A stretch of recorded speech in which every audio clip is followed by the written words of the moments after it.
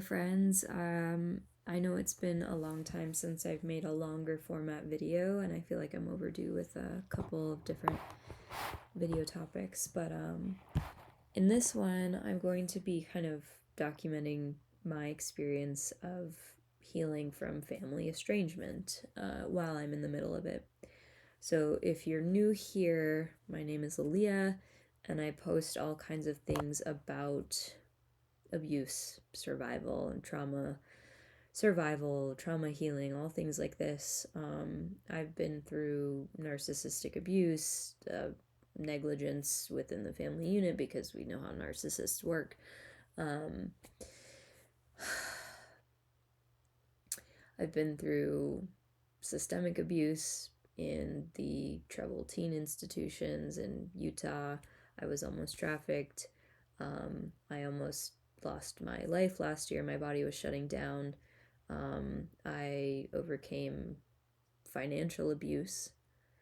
And the list goes on. But yeah, that's my platter of trauma for you. And so I became estranged from my entire family pretty much in September of 2025, which was last year. And today it is April 8th, Wednesday, April 8th. It's 10 at night when I'm recording this. And I became estranged because I actually heard a really harshly as fuck delivered but very poignant point that I saw on an Instagram reel earlier today. And it basically pointed out that most of the time, like, people don't leave abusive situations because they all of a sudden have clarity, although sure, sometimes that's true, but the very like raw reality of it for most people, for many people, including myself with my estrangement situation, is that we are shocked into awareness. We are shocked. We go through something so shocking that we realize that our capacity for tolerating their harm and their abuse has reached its limit because we're shocked and we can't handle it anymore. So then we have a new reference point of pain that we have never felt, that exceeded our previous tolerance, our previous capacity. And that is the breaking point. That despite however many cycles of abuse you stayed inside of, that shock is commonly the breaking point when people decide to leave an abusive situation, even if it costs them their life.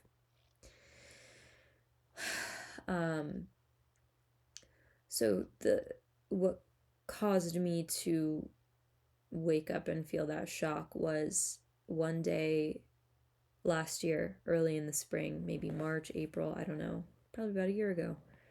I was in bed in my bedroom at my mom's house having a flare up.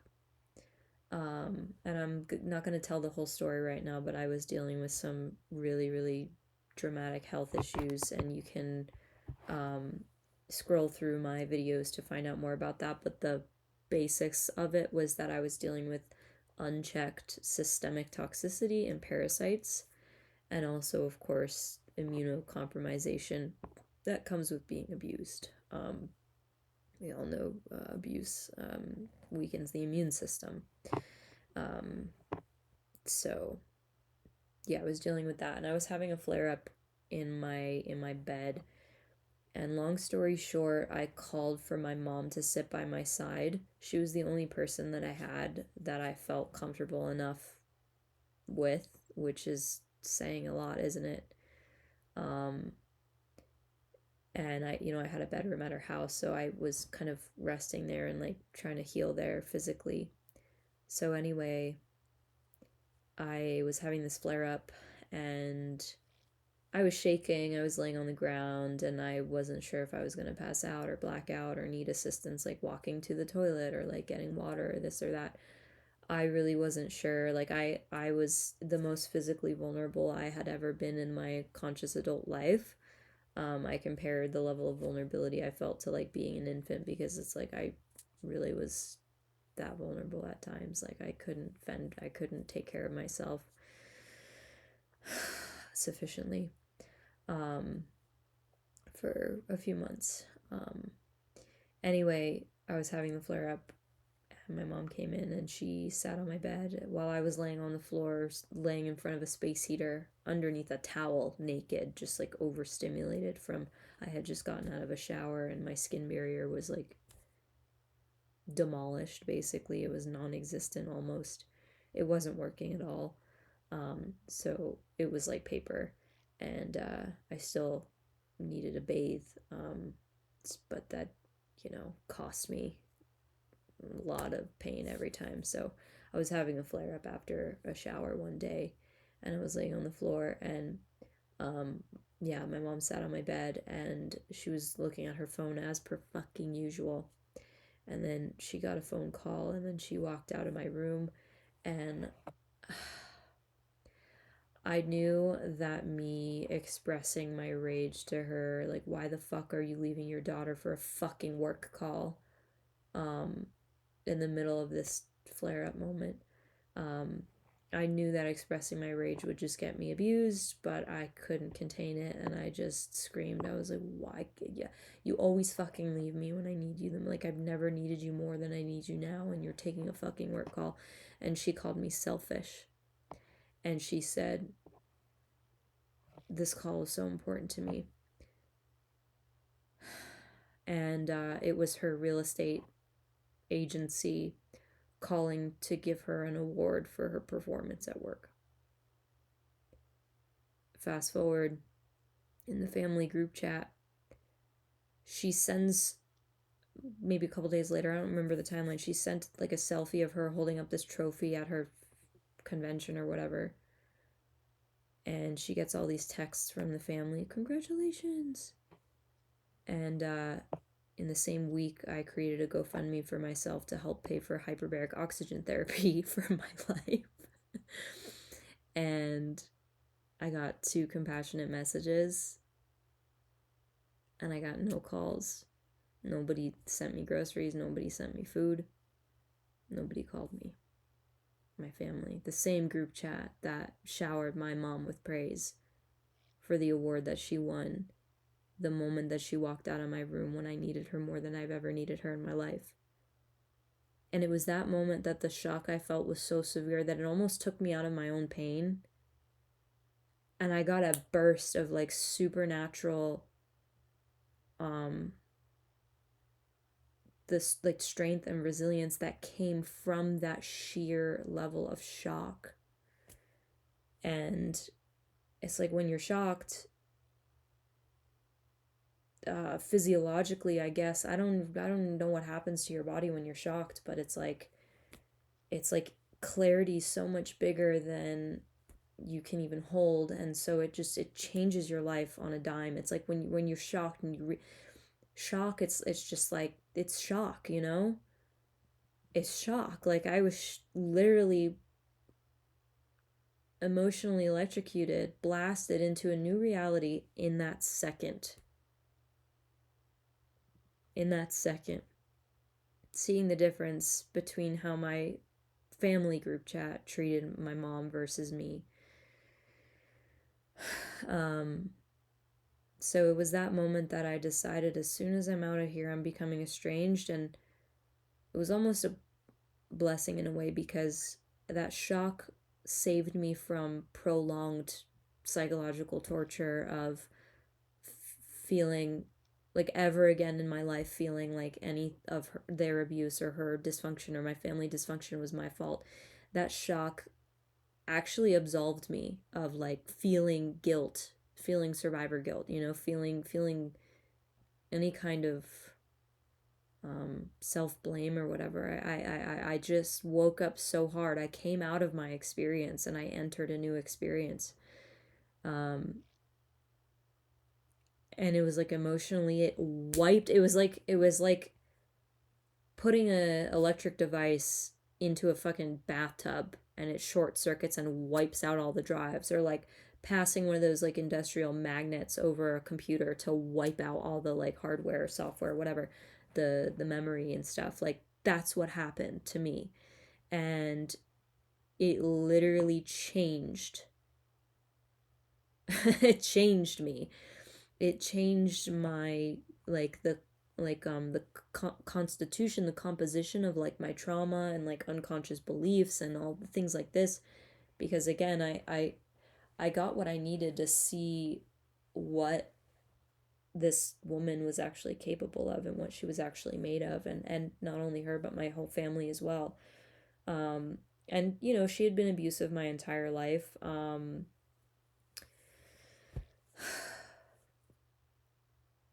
So there was that as well. um but yeah, that moment just like closed every gap in my mind that maybe it's possible to have any kind of connection with this woman. But it was that moment that I was like, never again. you know you're never going to meet your grandchildren, you know unless they seek you out when they're like adults. um and when I say that, it's like kind of sits in me a little bit like a rock. um and I'm sure that if there are, those of you watching this who are also going through estrangement, um you probably know how heavy it is to begin to consider the future without these people, and you begin to really grieve the loss of your living family in a way that you never thought you would grieve. And you also start to, this is all my experience, by the way. um, I've also started to face certain fears that I've never felt in my life. And those fears have almost made me feel so numb, because I've always been a person, ever since I was 13, I knew that I wanted to, get married and have children and everything. I'm like deeply like programmed, like I'm wired on a soul level to, God willing, be a mother with the right person. Um, Although that feels further away from me than it ever has in my life, because of the estrangement and because I understand, that I do not want to have children, raise children in an environment where I don't have a family, and I don't have like a good enough support system, because, um, I do not want to pass, this on to children. I do not want children to bear an ounce of a burden of the bullshit that I had to like walk away from. And so that part is one of the hard things about, um after estrangement for me. It's like I have no proof. I'm not dating anyone. I mean, I'm like casually, swiping on Hinge or whatever. um and I'm extremely specific and extremely discerning, and which I feel good about, but it also significantly narrows like the interactions that I do have and the like potential that's there. Um so there's that element. It's like I don't have proof um in my personal life. Like I have stories, like I love the internet for this reason, right? Like I can share my story, you can find solace in it, and someone else can share their story, and I can find hope, inspiration, and solace in their story. Um, but honestly, I think the thing that gives me the most proof or hope that I it's still possible for me to have a family and a partnership and a marriage and a community and friendships and a life of my dreams is like seeing, that other people have gone through similar and, achieved these things, been blessed with these things. And I pray for them every day, and I do everything right, and I'm not saying that I'm perfect, but like I put myself out there. I join communities online and seek people out in my area. I look at events around. I exercise. I go outside and I hike every day. I walk every day. I'm building a business. I'm sharing stories like this to empower people and build community, like I'm building my life, like I'm doing great, I'm doing enough, um, and I'm also functioning on the surface. I'm cooking meals for myself, like I'm taking care of myself. I buy myself candles, um, little things like I am doing fairly on the outside. But yeah, the proof part is like it doesn't exactly exist yet. Um, but anyway, I think I kind of went on a tangent there, but like what I meant to say is that one of the fears that I started facing after I became estranged, it just really started sinking in deep. It was like this realization that like now there's really nobody to catch me. Except for God, of course, but it's like how can you even trust that when, you know, you're hanging on, Um that's one thing that I've also been struggling with too is my faith. So I can't stand when people push faith and people, say, all you need is God, whatever. It's like save that for yourself. Like you discovered that for you, fantastic, but like I think that is one of the most inappropriate things that a person can say to someone who is surviving. It's like, stop like talking at people in terms of like just seek God and instead like why don't you be godly? Like how can you help them? How can you actually help them? Because it doesn't help survivors to talk at them and like push them. You know what I mean? It helps to witness them, to hear them, and to say, how can I show up for you? You know? Like, stop fucking preaching godliness and faith and be godly. You believe in God? Act like God. Bring God's light into yourself and love someone selflessly. Serve them. Give to them. Do not posture. You know what I mean? That's another layer of this too is I mean with emotions in general and trauma healing in general it's already very isolating and hard to talk about these things because you'll notice I mean I'm sure even sharing your own experience especially if you don't really have a support system of people who deeply understand what you're going through. It's like a lot of people they they rush to kind of fix or soothe or try to make it better or see the bright side or um even kind wishes like I'm so sorry you're going through this, I hope it gets better. The more that stacks up for me, the more that it makes me feel alone because I don't need that. I need to build community. Like I need friends and I need a family. I'm having really hard deja vu right now, very strong, um and it's gone. So let me see. I have some notes here. I use ChatGPT to help me come up with like questions to guide my conversation with this, and I'm just kind of going over some stuff. See what else I can share. But yeah, one of the other. I think the hardest thing about this for me right now is like how numb I actually feel on a day to day, and it's bizarre because this is not character, it's not me. I know I'm not the numbness, but it's like I'm such a like sensitive, sparkly, enchanted person. Like enchanted by existence. And I do feel that on my own a lot, very quietly when I go out in nature and things like this.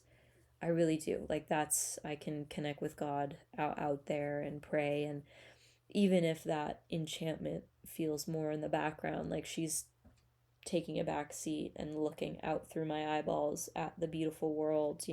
At least she's still there, but she's just in the background. She's resting because she's fatigued, man. But she's still there.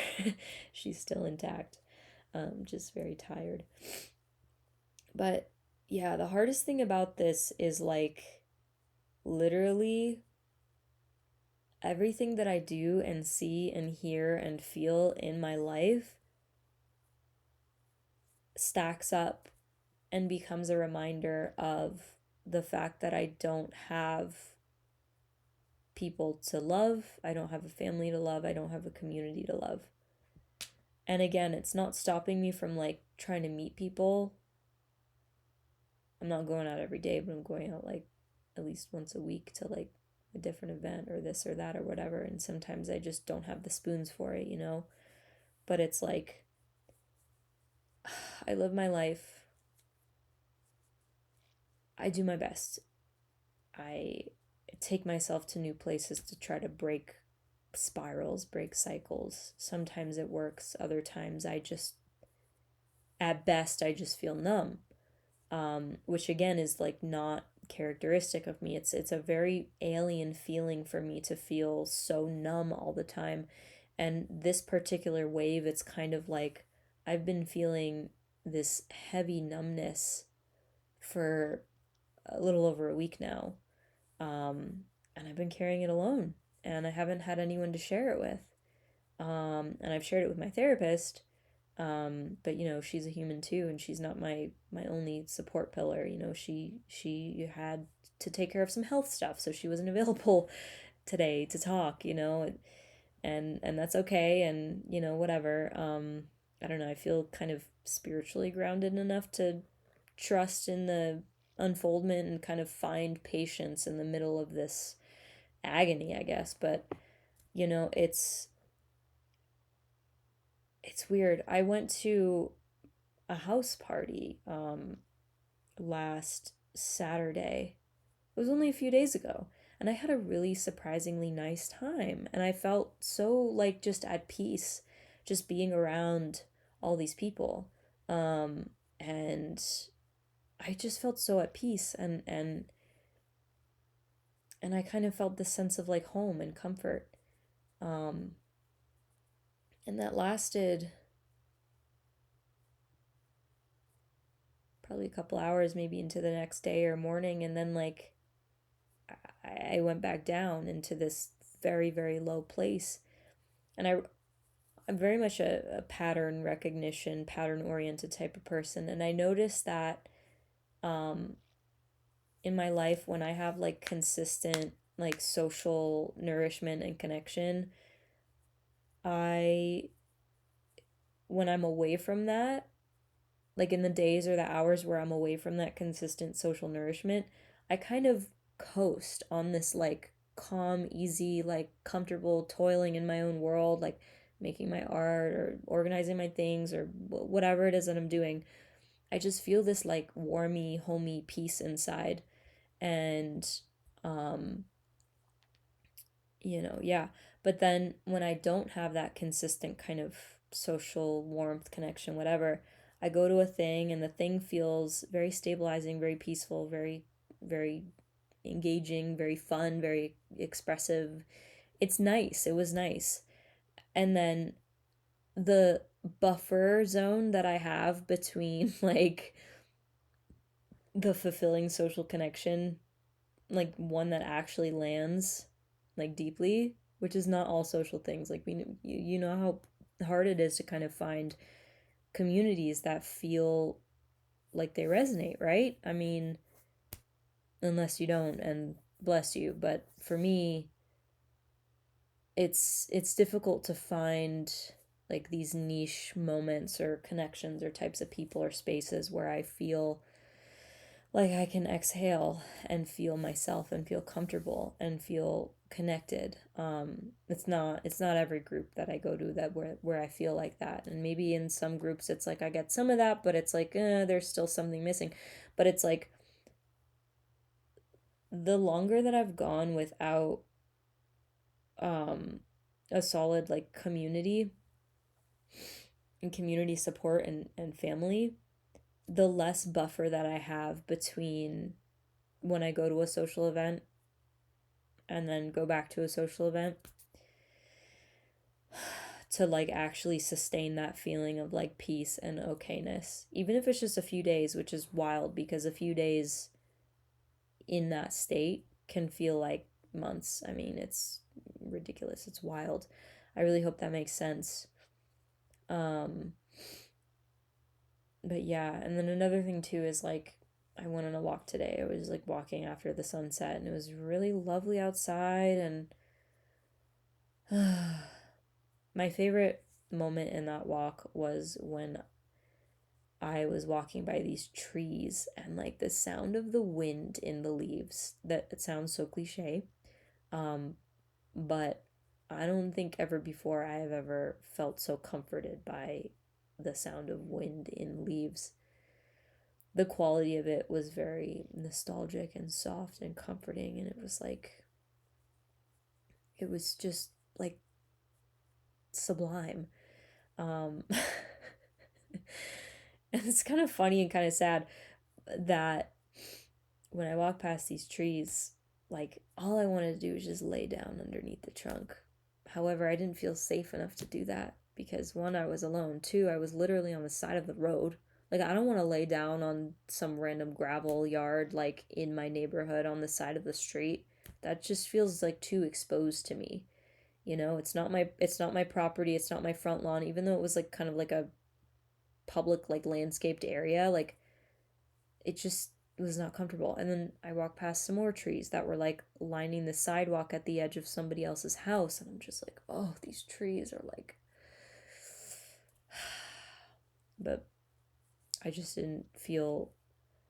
I'm not really into laying on people's lawns, you know, to enjoy the sound of the wind in their trees.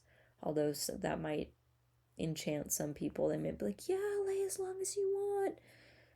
But honestly, if someone knocked on my door on the state and asked if they could do that under my tree, I might be a little like, uncomfortable. Because it's like kind of not normal. It's not typical. But it's like little things like this, you know, it's just, this is just the edge that I'm walking on right now and that I'm living on. And there are things that, things like pausing even just 30 seconds longer, even just 60 seconds longer, pausing by a random tree on the side of the road to admire it. For me, having someone that I felt safe and comfortable with in a moment like that would have made it so much easier for me to feel safe and to enjoy just that moment in existence. And it's like that is something that I grieve every day with family estrangement. And I also feel scared and vulnerable a lot of the time because not only did I survive, I mean, almost trafficking, narcissistic abuse, like medical, emotional negligence, like all this shit, you know, so that like lives in my system. And it's like, it's like there's a part of me that is just so freaking tired and just needs to be held like a baby and just wants safe company. Like I think about my grandmother and I remember being a little child, like a little, I don't know, it was 5 or something, and she would push me around in this stroller even after I was getting too heavy for her to, the little old grandma, to push me around. But in the neighborhood where my mom and her siblings, my aunt and uncle, where they grew up, it was in New York. My grandma would, yeah, she would push me in the stroller and we would walk and we would enjoy the sound of the stream and the leaves. And, you know, I don't have anybody to share that with. I don't have anybody to share my specific love with. I don't have anybody who's gonna attune to me and make it about me. I don't have anyone to pull around by their hand and say, look at all this stuff, and for them to mirror it and like engage with me and feed that. Like, I lost that a long time ago. I mean, even with my own grandmother. And it's like, that's not a kind of magic that I get to share with even.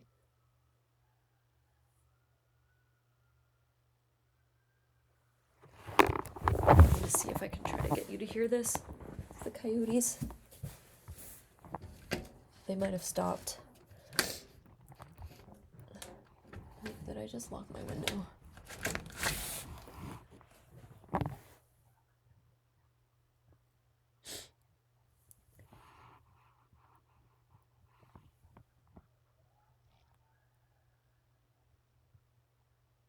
Can you hear them? They got really quiet. You see, it's that kind of thing. Well, at least I got to share that with you. Whoever you are, I hope that made you happy. But yeah, it's like little things like that, you know. It's like I get so excited. Who doesn't get excited when you hear coyotes howling? Maybe people who hear it every day for like their whole lives. I don't know, but I didn't grow up here. I'm in Arizona right now, and you know, the coyotes and the javelinas and I never heard a hummingbird sing before, but they buzz. They have like the most high pitched, magical little songs, and I go hiking in the mountain behind my community development, and there was a hummingbird, and he or she started to sing, and we literally had a conversation, and I was like talking, and they would respond, and it was back and forth. And I mean, that's a very personal thing, and I don't think I've ever really shared that level of, you know, myself with another person, because I just, yeah, what I would love, you know, to share with someone in intimacy, whether romantic or platonic, just connection, is like that kind of silent telepathic listening and communication, because that's how I am. I feel everything. I connect to everything through feeling and sensing and observing, and it's like it's like a reverent, playful quality, and you know, my family of all people now and again would appreciate that or even reciprocate it, you know? My aunt, my grandmother, my grandmother passed away when I was 16, and I never had you know, beef with her, but yeah, so that's an important detail. But you know, once upon a time I was able to share these things, so yeah. But anyway, I went on a walk today, and the coyotes interrupted me, and I was just like seeing these people in their backyards like laughing, and my two neighbors, the one next to me and the one down the hill from me, they were like outside in their backyards, like with families and groups and stuff, and like building things. And my one neighbor is really nice, and he was like, Aaliyah, do you want to come see my backyard? They just finished it. I was like, oh, thank you, because I wanted to go for a walk during the sunset, but it's like I think I'm lucky in that sense, because he's like extremely, extremely nice. Um, but sometimes I'm not always in the mood to connect or chat or whatever. But I'm lucky that he lives there, because it's like, oh, it's absolutely a burst of that like social sunniness. You know, it's nice. It's really nice. So that's a special thing. Oh, hi, sweet girl. Hi. Hi, sweet girl. Oh, sweet girl. Mm.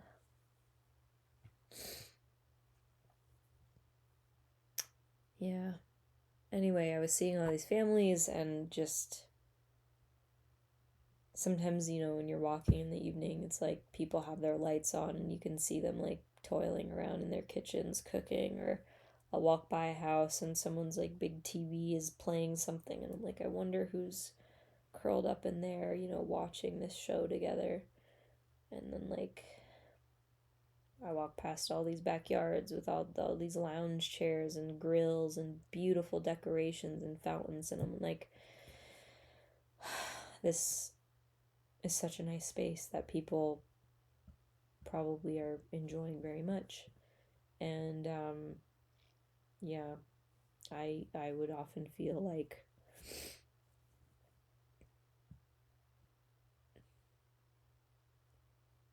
awkward, and like I wish I had a family to just turn off my brain inside of, And even when I had my family, that feeling dwindled more and more because of the lack of safety, obviously, because of the abuse dynamics and things like this. But, like, I think family is a word that should define a group of people who you feel like you can relax into. You can lean back, you can become a part of the background lull, and you can blend in and sink in and disappear into it, and you're held inside of it. And I haven't felt that I think, since I was like a child. And I absolutely felt spurts of it before with like friendships and communities, and that's why I know that like what I'm building is possible and it's going to be even better than ever before. But I absolutely miss, and not only do I miss, it's like it's kind of impossible to thrive, without having these kinds of, yeah, mama, these kinds of communities, to feel held in that way. And I feel like that's especially going to resonate for people who are used to, like, not necessarily masking, but like really just carrying things alone. Oh my goodness, she looks like a Pokemon. She looks like a pumpernickel. Look at your little racing stripes. Dynamic little cat. She has beautiful little stripes. She reminds me of an airplane or a race car with the stripes. My sweet poopy. Can you hear her purring?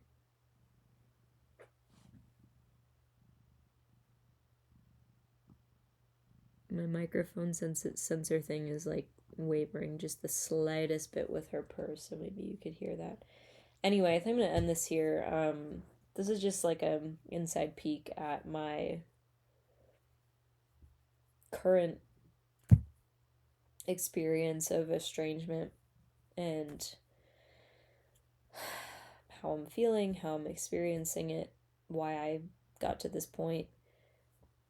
So, if this is something that you are also experiencing, then I'm making this just to let you know that I see you. And if you'd like to share a piece of your story or something that you can relate to, then you are more than welcome to leave a comment and help us, feel more seen, build together. Just do what we can out here in this wild, wild world, in this corner of the internet. Okay, anyway.